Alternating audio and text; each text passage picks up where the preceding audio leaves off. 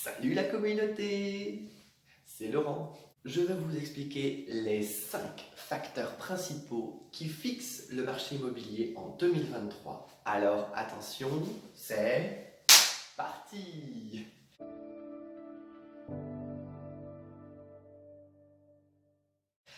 Alors, il faut savoir avant toute chose que l'immobilier et les prix dans l'immobilier, ce n'est qu'une histoire d'ajustement entre une offre, donc des maisons, des appartements, et donc des vendeurs, et une demande, et donc des acquéreurs ou acheteurs.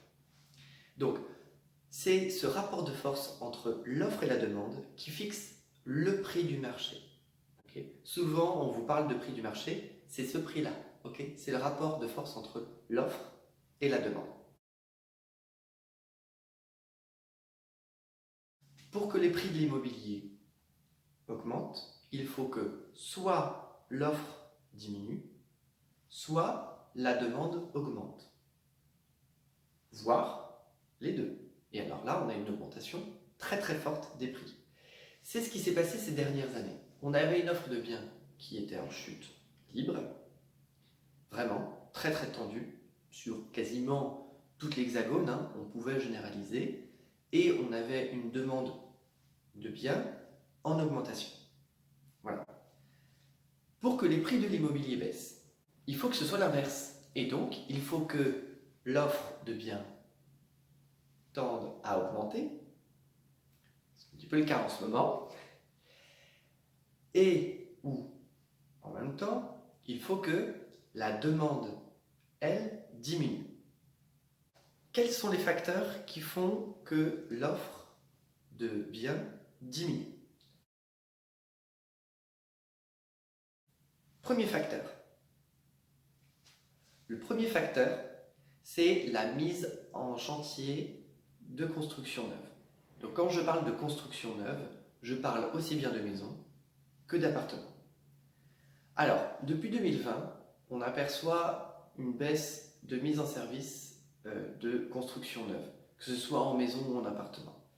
Et ce pour différentes raisons. Il y en a beaucoup, je ne vais pas toutes les énumérer. Les principales raisons, c'est en 2020, on a eu les municipales. Donc souvent, des années d'élections municipales, on n'a pas beaucoup de permis de construire qui sont accordés. On a la RE 2020 qui est mise en service depuis le 1er janvier 2022. Donc depuis le 1er janvier 2022, tous les permis de construire pour des maisons doivent se conformer à la RE 2020. La RE 2020, pour simplifier, c'est on a autant de production que de consommation énergétique. C'est vraiment pour simplifier. C'est vraiment, on simplifie vraiment un max parce qu'il y a énormément d'aspects et on pourrait faire une vidéo entière sur la RE 2020. On a les hausses des coûts de construction. Vous le voyez, j'habite une maison récente et j'ai fait construire. Et mon constructeur me disait récemment que maintenant on est quasiment à, enfin eux du moins, ils étaient à 2400 € du mètre carré. 2400 € du mètre carré, coût de construction. Okay. Derrière, vous rajoutez votre terrain, déjà. Vous rajoutez vos travaux réservés. Okay. Vous rajoutez vos taxes. Et vous rajoutez également les frais d'acquisition du terrain. Donc vous avez aujourd'hui pour une construction neuve, ça coûte très très cher. Voilà. Et on le voit, les prix dans le neuf ont augmenté énormément. Quelques chiffres. En 2022, nous avons eu 14 000 mises en chantier de moins qu'en 2021. Et nous avons eu en 2022 que 376 000 mises en chantier. Le deuxième facteur, c'est les lois climat et résilience de 2021. Tout le monde le sait, aujourd'hui c'est plus un secret pour personne, le climat change. Et on va devoir s'adapter à ce changement de climat parce que, je ne vais pas tout expliquer non plus les impacts et les incidents sur le climat, mais on sait que globalement on va avoir une augmentation de la température.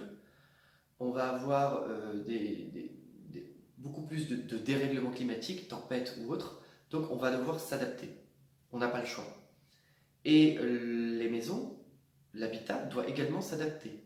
Déjà, produire et émettre moins de CO2 et de gaz à effet de serre.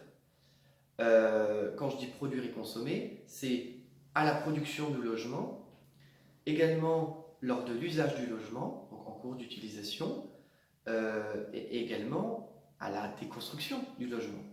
Également. Donc c'est toute cette vie du logement où on doit tout simplement moins consommer et moins émettre.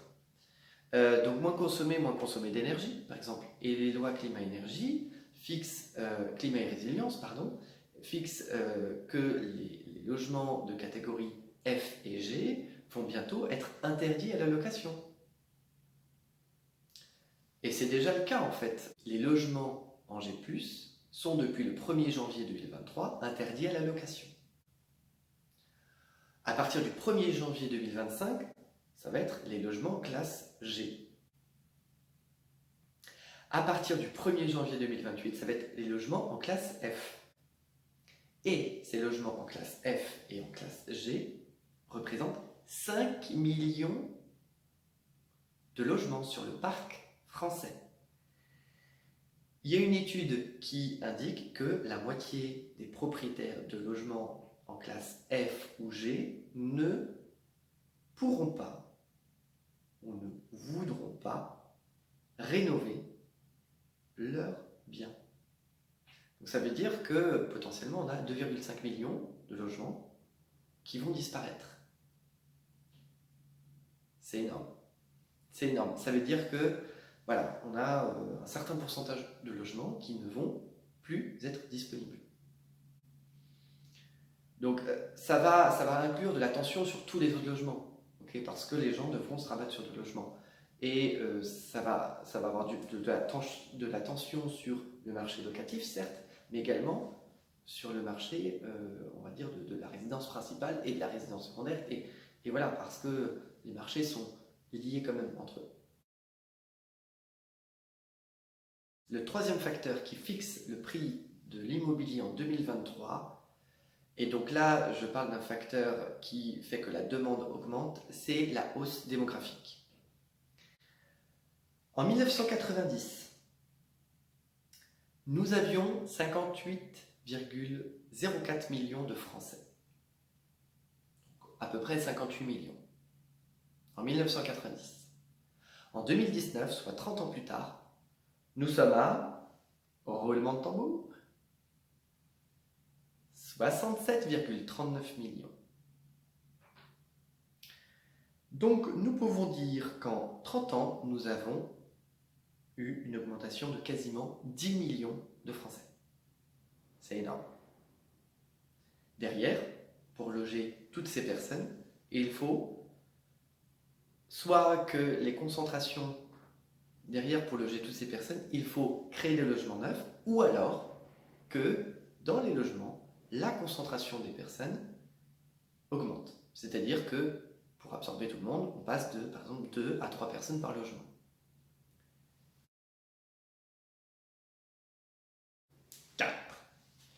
Le quatrième facteur.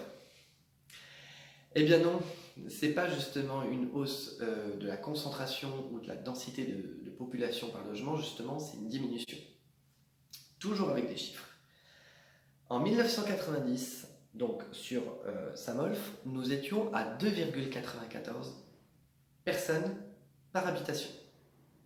2,94 personnes par habitation. En 2019, c'est 2,51 personnes par habitation. Pour Mesquer, en 1990, c'est 2,60 personnes par habitation. Et en 2019, c'est 2,01.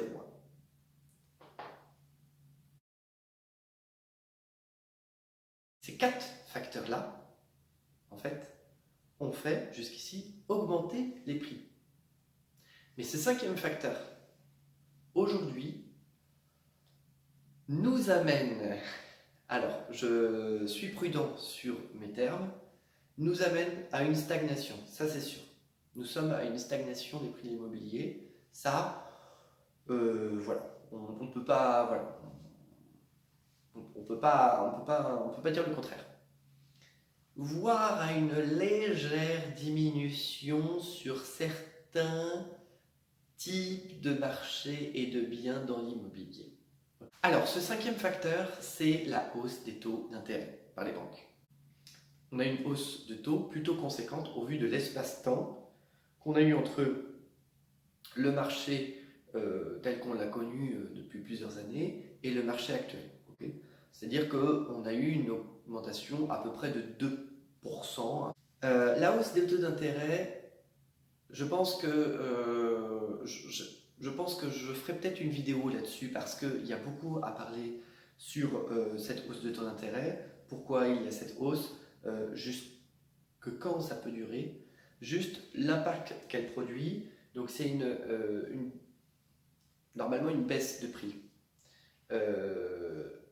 Mais tout ça, c'est un ratio entre rapport de force.